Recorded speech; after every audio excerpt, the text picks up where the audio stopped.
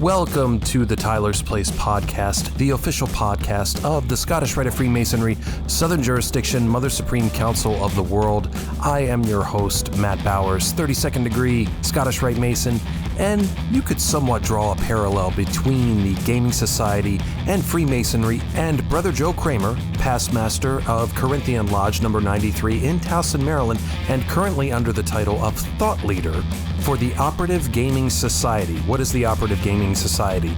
Well, you're about to find out, because late last year, Brother Joe sat down with Brother Maynard Edwards, 33rd degree Scottish Rite Mason, to discuss all the particulars of the Operative Gaming Society. So, sit back, relax, and enjoy the conversation between Brother Joe and Brother Maynard. Thank you for doing this for us. This is Oh yeah, you're having some pretty good success out of the gate. I think so. And I appreciate you doing this with me. Yeah, it's sort of a weird success. So we launched it, the Gamer Club, at the annual communication, November 16th. And then we should say we'll jump right into it here, but yeah. We should say it was at the Grand Lodge of Maryland. So this is kind of being done under that umbrella. Exactly, yes. And for several reasons we can talk about later. And so at that point we had about 30 people on our mailing list, if you will. And one of the brothers posted it to Reddit. And in like 72 hours, we were up to 150 guys, at least 27 states and 9 countries. Wow. Brothers from all around the world. Yeah. Not my original intended audience, but it's still pretty cool to see that. So what was your original concept here? Give me the pitch that you gave to the Grand Master and to the Deputy Grand Master of Maryland. There's this weird connection between the ancient mysteries that we all know and love as Freemasons and like this modern technology, at least for me, and I know a lot of other brothers. Under that technology umbrella, there's gaming, and I could feel this sort of connection between the two, and I knew I wanted to do something with it. And I was like, well, I don't know how far that's going to fly in Masonry. Well, year after year, I go to the Grand Lodge and I see our fraternal numbers decreasing. And I said, well, what better time than now to pitch this out to the then Deputy Grand Master? And he went for it. And I made like a 14 slide PowerPoint. And I tried to hit everything. I tried to hit all the benefits for the Grand Lodge, for Freemasonry as a whole, for individual lodges, for Masons, for non-Masons, so everybody. And there are a lot out there. Gaming, it's communal, it's fun, and it's not going anywhere. If you look at like video game sales, they're skyrocketing, and they're just getting higher and higher year after year. According to the industry groups, the average gamer is like 33 years old, and like 2/3 of Americans play video games weekly. It's a huge number. So why not leverage that and tap into that? And as Freemasons, I'm getting into a little bit of the behind the scenes, like recruiting mentality, but as Freemasons, we love to hang out together, and we love to play, and we love to laugh and goof off. And so to me, that was just a natural evolution. Let's put an infrastructure behind it, and let's link these guys up, Now, and families too. And now, have you gotten any criticism or pushback? There are a lot of folks who are, that get grumpy about anything new. Have you run into that too much? I was fully prepared for it, and I have not experienced any. I've experienced a lot of support from some surprising places, some places that I expected, but some surprising places as well. And but no criticism at all. But also keep in mind, we're doing it as a club. We're not trying to create a new lodge, like an affinity lodge or something like that. We're not trying to adjust any of the ancient landmarks or anything like that. We're just bringing Masons together in a new way. So we're trying to make it the lightest touch. Yeah, the thing that jumps to my mind would be something like the Invisible Lodge, which is not really a lodge for Masons and Eastern Star members and Masonic Youth Group members who are interested in magic, illusions. Yeah. And it's not really a lodge. They call it the Invisible Lodge, but it's not really a lodge. It's just a club, and Yeah. it travels all over the place. So when there's a convention, a magic convention, and they have those all over the Mhm. country, groups of Masons that are magicians can go to that, and they can meet. They basically meet up, and they say it's an Invisible Lodge meeting, but it's not really. So this is in that same vein. Yeah. It's not you're not trying to make Masons, and you're not even trying to create a non-conforming affinity lodge. You just Right. we're all Masons and gamers, and that's it. Is there a type of game that like everybody tends to gravitate toward? Because you're gonna make fun of me. I am a Yeah. complete nerd in this environment where I don't know anything. Like, and I don't mean Right. nerd in the sense where I know it all. I mean nerd in the sense that I'm just so not cool or hip to any of this. Right. I'm just not. So tell me Gotcha. what are the games you guys play? Yeah. Well, nobody's perfect. So, but that's all right. I'm so close though. I'm so I close. know. Yeah. So I close. get this game thing done. Yeah. Well, so we cast a wide net. So video games, role-playing games like Dungeons and Dragons, tabletop games, collectible card games like Magic the Gathering, that sort of stuff. Because why not? If we're going to do something, let's cast the widest net. And I really expected everybody to be like, well, we're playing a lot of I don't know, Minecraft or something, just for an example. And so we have a Discord channel now, and there's been a lot of discussions on the Discord channel, and everybody's into everything. There's no, I was really hoping it would sort of funnel into like, oh, well, we can focus on this one game. And that's not the case. Everybody's playing all kind of different stuff and all over the world. So it's really interesting. So I know you're just getting started, but like, Yeah. tell me about like the I guess for lack of a better term, infrastructure. I mean, right now you're the boss, but Yeah. how do you have it set up so that you're not the boss for the rest of your natural life? What's the infrastructure, if you will? Well, that's a good question. So I'm an accountant, and I like to think about those organizational structures, finances, and org charts, and all that good stuff. We haven't really gotten there yet. We just started talking about. So we only had two meetings. We had a preliminary planning meeting, which was 5 people, and then we had our first online planning meeting. We actually haven't had an official meeting yet, which was 17 guys from all over the United States, guys and girls.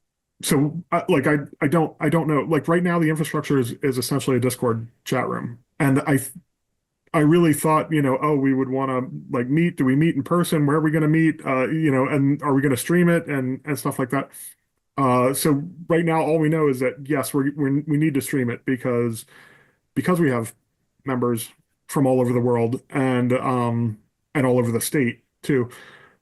And I asked the question. I said, what do we need to do to connect players other than this Discord channel, this free Discord channel that I just set up one afternoon? And everybody was like, no, the Discord's what gamers use, and that's what they're using. And we've split it now. If you go into the Discord channel, there's like a console gaming, there's a video, tabletop gaming and stuff like that. So it's split a little bit by interest. Anybody who's Yeah. still into Atari 2600, because I think I could Right. fit into that me and Bowers, we could fit right into that. Maybe some of the early Nintendo stuff. I like Bionic Commando. I could still tear up Super Mario Brothers. Bowers is over there Yes. playing Pong. Yeah, truly. Side note, my sister just started allowing my 9-year-old nephew to start playing video games, and she started him on the original Nintendo, and it just makes me so proud. So That's good. we spent, See, that's yeah. where my video game experience ended. Yeah. I was Atari 2600, of course, like every other kid from the 80s, and then Yeah. once I got into middle school, got the original NES, Yeah. and then after that, found girls, and then I had to pick up a guitar because I was goofy looking, so I needed some hook to get them. Right. So, video games went by the wayside real fast, but as True, did martial true. arts for a long time, which I know you and I also share. But Yeah. so this is a whole new world to me. So now you said that guys and girls. So how are you Mhm. incorporating ladies into this? Because I know the Masonic fraternity, we catch no small amount of criticism for not Mhm. having ladies involved, even though those of us who are in, we realize our ladies are pretty heavily involved in lodge life most of the time. They don't come to meetings, Yeah. but beyond that, they do a lot of stuff. So how are the Right. ladies involved in this?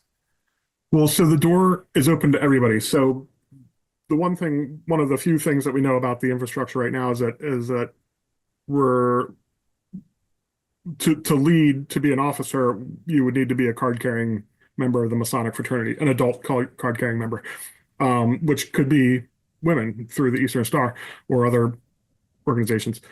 And other than that, the door is open to everybody. Anybody that wants to be a member. Some of the guys that I play with that are not Masons have already started posting to the Discord channel, and they're into it. And so the idea, again, not to go behind the scenes too hard, but the idea is that we want non-Masons to start interacting with Masons in this sort of casual way to open the door, because Masonry has so many rules to barriers to entry. First, you have to be a man. Second, we can't invite you to join the lodge. I mean, there's a ton of rules that make it difficult for us to advertise in a conventional sense. And so I want to, through this club, open the door and say, come on in, let's play, let's all hang out together, let's play together. And my wife and I play video games all the time. We actually have an TV over and under TV screens, side by side PS5s, and we co-op games all the time. And I will tell you that if I want a Mason to come join and spend any significant time playing with me through our Masonic Gamer Club, the wife probably needs to buy into that. And if that means bringing her along, great. Let's all play together. I'm all for making new friends, and she can learn more about Masons and who we are and what we do, and so can my other friends, and that's a good thing. So we want to open some doors that were previously closed, and that includes bringing in women, youth, whoever. You have a lot of youth group folks. I know you're kind of just getting started here. So has this trickled down to the youth groups yet? I would imagine that I not too many of them are in on Reddit, but I'm sure they have the older guys who are lurkers or DMLA advisors and things like that. Yeah, not so much. So when I was doing a few lodge visits to just see if this was something worth pursuing, I did go to DMLA up at Mount Ararat, and they were all for it. In fact, one of the kids I remember came up to me afterwards and had plugged in like 3 words into ChatGPT and was like, "Here's your sales pitch. ChatGPT just gave it to me," and it was really good. I have it here somewhere. So the young men and I think the young women are going to be into it, but as of yet, I don't have too many in Discord. None that I know of. They're welcome to join, but I just don't think it's disseminated down to them yet, and I hope it does, and we also need to create some rules about conduct, codes of conduct, and some how we interact with kids and stuff like that. Well, that was my, I'm sorry, that was my question I had right out of the gate regarding conduct, excuse me. Mm-hmm. But this was more involving non-Masons. Have you had any encounters yet with what Maynard likes to refer to as the tinfoil hat community? No. Really? Not a lot of tinfoil hat, but there is another challenge that I hadn't anticipated was I think we have at least one what we would consider clandestine Mason in the club. So how do we deal with that? As of right now, we don't have any. It's a club, so it's open to everybody. You don't have to face a Masonic investigation. You don't even have to be a Mason. But now, we're interacting with what we consider clandestine Masonry, and how do we deal with that? So, but as far as it's a challenge. Conspiracy, not so much. So, and it brings up a good point. So eventually you're going to need to sort of vet people to make sure that they are, not only who they say they are, but that they are, if they are Masons or Eastern Star or what have you, however you're going to vet them. How do you anticipate having to tackle that? Because like you said, right now it's just a club and it can be open to everyone, but moving forward, if you put some more definitions around it, that becomes more of a challenge. Yeah. And like I say, to be an officer, you would need to be a card carrying member. Now, I mean, the other challenge is, do you need to be a card carrying member of a Maryland Masonic Yeah, body? because right Like now it's under the umbrella of the Grand Lodge of Maryland. exactly. Yeah. So that's another question that we have I mean, do you think because you really do you think you really need to? I mean, because right now you're a member of the club because you said I want to join the club and you're on the right. Discord and that's it. So do Yep. you think that it needs to go further than that? Do you think that it needs to have that infrastructure at some point, or do you think that it's okay just to say like, hey, this is an informal group and you're in if you say you're in? If you'd asked me that before our last meeting, I would have said, we want the infrastructure. But now it seems like everybody's fairly content with Discord. I think the challenge now is to keep it interesting, is to figure out what is going to keep people posting on Discord and engaged with it and coming to the meetings, which I think once a month might even be too frequent. I don't know yet. But how do we add value back to the community? How do we connect guys? How do we make it interesting? So yeah, so I'm still not sure. And as far as vetting, I mean, I imagine we would just be doing it the way you would somebody who comes to lodge and claims to be a Mason, and just do the background check as much as you can. But yeah, I don't know. And it might just be a Discord channel that has a little extra infrastructure behind it, at least for the foreseeable future. So we're not sure.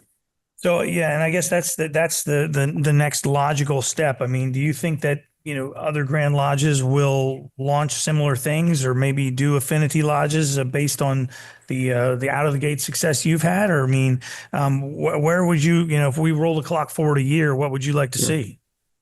Well, so first, I would love to be a thought leader, and it was one of the reasons I really wanted to do this. But I, Joe I Kramer, would, thought leader. yes, yeah, I would love that to happen. Either other Grand Lodges adopt similar tactics, or to see this club become more of a multi-jurisdictional thing. Again, right now it is, but it's just like you say, the member is just, I'm here now, I'm a member, and so what does it mean to do that? So again, if we can start adding some serious value and we can start saying, hey, my friend the Mason, bring your neighbors and your friends who haven't joined your lodge, but maybe will come and play with us, and maybe, God willing, one day they say, hey, this isn't, masonry is more interesting and more, I really like the guys I'm playing with, and maybe I will go visit that lodge and become an official member of the wider fraternity. So that's the goal. But right now, if another Grand Lodge approached and said, hey, what's the secret? I'm not sure what the answer is. Create a Discord and throw your endorsement behind it. A lot of it has to do with the endorsement from the Grand Lodge, because we are by no means the first Masonic gamer community. If you go on Facebook, you can find gamer clubs and other clubs out there. I know a lot of at least one other Grand Lodge has a communication network. I don't know if it's Discord or what, but they have some sort of communication system, and one of their subsystems is a gamer club. But I think, to my knowledge, we are the first that is endorsed by the Grand Master and says this is really truly under the umbrella of the Grand Lodge of Maryland. And so that extra credential, I think, means a lot to people. And they say, yes, I'm a Mason, I'm a gamer. This is my home. This is my link. So the next question is, for what about guys who are Masons that might be interested in getting into gaming? Like, as a for instance, I don't know the Mhm. first, like, I don't know where to even begin, but I like to know about all these little smaller Yeah. communities. Like, I don't guess anybody's talking about Super Mario. Uh, Yeah. so I am, but yeah, you and I might be the only ones. So yes, education is absolutely a core component of what we want to do. One of the big things that we want to educate about is like online safety. I think is a really good topic for everybody, but like especially for youth, if we do start seeing youth come on. And another one was like how to play Dungeons and Dragons. Dungeons and Dragons has a huge learning curve. It's a really fun game. I've been playing it since since middle school, but it takes a little while to get used to. And so I would love to say, Brother Mason, you want to learn about D&D? We have some guys who like conduct a little like introductory class on that. I think that'd be really cool. Fantasy football is another one. I've never played fantasy football because I'm a little intimidated by it. I have no idea how to begin. So if somebody could say, "Hey, let me show you how to play fantasy football, and then you can join our crew and play with us, this upcoming season or whatever." I think that'd be great. And I actually think, like, going back to what I was saying earlier, how do we keep it interesting? I think if individual players came along and said, "I'm playing XYZ game, and here's why I'm playing it. Here's what I love about it. Here are other games that are similar to it, and here's what you need to know. And would I recommend buying it? Yes, no, or maybe wait till it goes on sale." Like if they can give us like every month we could get like a new synopsis of a game that's out there, maybe a new game, and how do you get started? What do you need to know? And stuff like that. I think it'd be really good. So so You, yes, we definitely you, want to learn about the games. And I think that would be great because I'm Yeah. like, I don't know anything about any of that stuff. My wife plays Right. fantasy football at work, and the minute she starts talking to me about it, my eyes glaze over. So, Exactly. Yeah. now you mentioned that you had sort of prepared yourself for the various kinds of pushback. I would bet that one of the things you're going to be getting are from some of those guys, especially the older guys who are going to say, "Well, if you're doing this, playing all these games, why aren't you studying your ritual? Why aren't you Right. doing more for your lodge? Why are you playing a game instead of doing something for your community?" So what's your answer to that type of criticism of that this more or less is a distraction? One of the benefits for that I listed for individual Masons is a way to interact Masonically without ever leaving your couch. And meaning you can put on a headset, log into your PS5, and play with Masons from all over the world from your couch, and that's it. And that's the dream, for me at least. And I know a lot of people are saying, well, we want Masons to leave their couch. We want them to come to lodge. And we need them to come to lodge, which is true. I agree with that. So my response to that criticism would be not every Mason wants to go through the line. Not every Mason wants to be a ritual expert. For the record, I am working on my Master Ritualist badge. I've done the catechisms. That's as far as I've gotten so far, but I'm working on it. And for those of you who aren't from Maryland, that's basically you memorize pretty much every mm, facet of our yeah, ritual. And if you've been a worshipful master in Maryland, you're three-quarters of the way there, really. yeah, truly, But yeah, uh, and Joe's you're 3-time past master, 3 times. three-time. Yep, I thought so, yeah. yep. And And you're same as me. You didn't learn your lesson the first 2 times. I know, right? Yeah, yeah, yeah. I was just waiting for somebody to relieve me. But but yeah, so not everybody wants to learn. And I certainly don't want to pull the guys that do want to learn away. But I don't think, we all need a break from ritual study anyway. So that's the time when you need a break. Come and log on and play with us. Well, yeah, and it's like any other. I mean, it's easy for someone to be critical of a distraction Yeah. they don't uh, Hmm. personally indulge in. The same person Truly. who says, "Well, why are you not studying a ritual?" They Yeah. might be obsessed with football or with soccer or with Right. some other thing Right. that is where you could easily point that finger back at them. And this Right. is.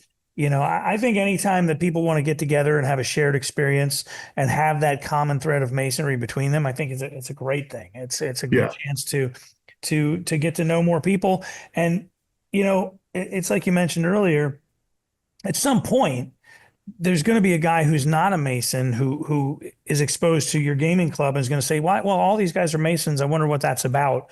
And Hmm. he'll have a leg up to find a group and find a lodge that he can connect with and take that step into Masonry. So I think this is a Hmm. great thing, man. I really commend you for pushing it forward. And I know that it probably was not always an easy thing to push the rope uphill, but I'm glad that I'm Yeah. glad you've got it rolling, and we'll definitely have to check back with you in like say 6 or 8 months and see how you're doing. But well, I asked everybody that comes on, I always ask the Yeah. same uh, question, which is what brought you to Freemasonry? What brought you to the door of the lodge the first time? You did, Mason Maynard. No, I actually used to work across the street from the Grand Lodge, where we parked for Harvest Home Day. That was my Sure. office, 309 Oh, International really? Circle. Okay. I Yeah. didn't know that. For 10 years, I drove past the Grand Lodge. Said one day I'm going to find out what they're doing in there. And I mean, if you could see the image I had in my head at that time was like guys with monocles and top hats and they're all smoking cigars out back, like, Yeah, and dues were those guys are out back. We don't let them out front. right, yeah. And I thought dues were going to be $10,000 a year, and it was this big thing. And so back in 2011, I guess, we Maryland Masonry held their first open houses, and I went. I didn't go the first year. I went the second year, 2012, and visited my local lodge, and I noticed two things. Everybody there was really nice, and everybody there was really pumped about being a Mason. And I said, all right, I'm going to see what this is all about. And I came home and I logged into Facebook, and you had posted about your lodge's open house. And I said, oh, Maynard, you're a Mason. And you were like, yeah, go do it. You were like, just go. What do you need? Just go do it. And I did. And I never looked back. I mean, in a few years, I was president of the lodge. I was president for 3 years, loved it. And I still love it. So, Yeah, and for I guess we didn't mention at the top. I've known Joe for it has to be close to 20 years at this point. He and I did yeah, Taekwondo together. He's a fourth Dan master in Taekwondo, and mhm, although I think it's been a minute since either one of us have set foot in a dojang, we yeah, true. but I just, and he and I knew each other from that. So it's I knew that like I had that you'd asked me about it early on, but that's cool. yeah. You got me off the fence because I was like, it looks interesting. I might do it. And you were like, just go do it. And I Yeah, and I did. it's great. Yeah, It's been life changing for me, and it's yeah, I think for you as well because yeah, it's I when I remember when you joined and the next thing I know like you're an officer and I was like wow that's yeah, pretty cool. yeah, yeah. And Because we had that shared interest of martial arts, yeah, and then we connect through. So what happened between you and I with martial arts, the very exact same thing could happen through that gaming community that you've now built. So you're giving that gift to other people. That's awesome, man. exactly. Yeah, I hope so. Yeah. I mean, I have a couple close core groups of friends. One is through gaming and another is through masonry. And if I can bring those together, then great things will happen. Now, So, my favorite video game all time, yeah. I think, and I have one of those little mini Nintendos that has all the old games on it. Was Yes. Bionic Commando and Super Mario 2. Every once in a Yeah. while, I'll plug it in and play Super Mario 2 start to finish, and Yeah. I can still finish the game. Bionic Commando, not Nice. so much. But Yeah. Bowers, he's still working on Pong. Uh, Right. what about you? Do you have a favorite game or a favorite genre, maybe? I have a couple. I played Dungeons and Dragons in high school a lot. See, Didn't play it. I didn't play a lot. Because I didn't have Yeah. enough friends that played, and back then there was Yeah. no Zoom. You couldn't, you either had to Right. go to some, and I lived further away from everybody else. So, like, I Yeah. wouldn't mind playing a game of that at some point in time, on in an online setting. Oh, totally. Yeah. And I've had a number of people come up to me and say, "Hey, I want to learn how to play D&D." We have a brother in our lodge who wants to run the game for his kids. I have a friend that I met outside of the lodge that it happened to come up that I played and he was interested, and they don't know where to start. So we want to get into that. I After college, I went and got into martial arts, and I was there. I was at Blue Dragon, our martial arts school, for a while there. I was there about 15 hours a week, and that was my life. And then I got a spine injury, and so that ended martial arts training, and that's when I became a gamer. That Christmas, I got a PS3 for Christmas from my wife, and that was the end. We were playing Call of Duty and everything else on the PlayStation, and I've been a devout gamer since then. And I would say, other than D&D, which is an in-person for me is an in-person thing, my online game is Destiny, Destiny and Destiny 2. thousands of hours on those games. And it's actually one of the reasons I started the gamer club, because in Destiny, there are certain missions that you can't go on with less than 6 people. And there were 3 of us, my wife and another fellow, that would play and do the 3-person missions, but we didn't have enough people to do the 6-person missions, which yielded the biggest rewards, and so I was like, man, I'm part of one of the biggest organizations in Maryland. How do I not have 3 more people that I can pull in to play the game? Now I could go out and find random people to play with, but that's less fun. So I said, well, I'm going to put a 14 slide PowerPoint together and try to find 6 more and pitch it to the Grand Master and create a statewide organization. And then maybe I can find 3 more guys to finish the Destiny raid with. So Nice. we'll see. Fingers crossed. Yeah. Well, I'm not your guy, but Yeah. hopefully you'll find them, and maybe somebody listening to this will be able to reach out to you. So for Really. folks who do want to reach out and get a part of the Masonic Gamer, the operative, give me the full correct name that you guys have. We're using the Operative Gaming Society right now. Operative Gaming Society. Yeah. Yes, and that was a working title that sort of stuck. So we'll see if this takes off. Maybe we'll change it later. But right now it's the Operative Gaming Society, and email us freemasongamers@gmail.com. freemasongamers@gmail.com. Yeah. Well, Brother Joe Kramer, I appreciate it. Past master of Corinthian Lodge number 93 in Towson, Maryland. And what do you have a title for yourself, or you're just Joe for right now? Because you guys have it really pretty structured. Right. Yeah. Just Joe. I say organizer. I think that's Thought leader. Didn't you say thought leader? Thought leader. Yes, thought leader. Joe Kramer, Operative Gaming Society thought leader. Well, man, I appreciate you giving us so much time. Hopefully some folks listening will reach out and connect with you. It sounds like it's a great idea and a great way for brothers to connect and have some fun. And that's really what the whole fraternity is about, is, building those friendships that are on so many different things and finding ways to connect with each other. So, man, I really appreciate what you're doing, and I appreciate you taking time with us today. Absolutely. Yeah. If we can have fun and if we can make those connections, everything else will take care of itself. All the behind the scenes stuff, it's all going to work out. Let's just go have some fun, and we'll take it from there. Big thanks to Brother Joe for sitting down with Brother Maynard to talk about all the good things happening and what's in store for the Operative Gaming Society. Again, if you're interested in checking them out, you can email them at freemasongamers@gmail.com and check out their Facebook page, Operative Gaming Society, on Facebook, obviously. So until next time, thank you once again for listening to the Tyler's Place podcast, the official podcast of the Scottish Rite of Freemasonry, Southern Jurisdiction, Mother Supreme Council of the World. I am Matt Bowers, 32nd degree Scottish Rite Mason, and we'll see you next time.